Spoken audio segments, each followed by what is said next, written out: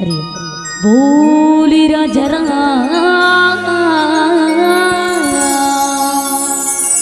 चंद्र की जय। एक घड़ी ना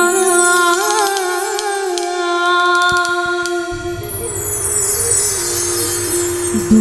घड़ी ना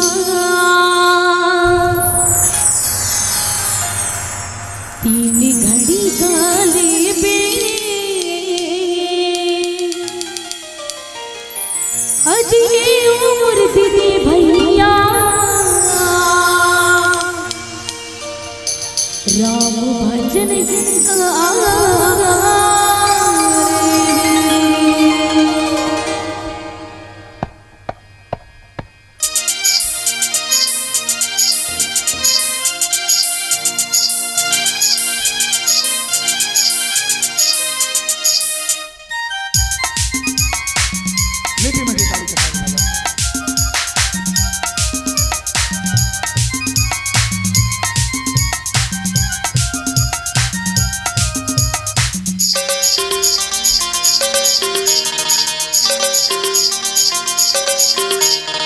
एक घड़ी ना दो घड़ी ना घड़ी गाले में एक घड़ी ना दो घड़ी ना तीन घड़ी गाले में अजय उम्र दीदी भैया राम भजन गाले में अजय उम्र दीदी भैया राम भजन गाले में एक घड़ी ना दो घड़ी ना तीन घड़ी गाले में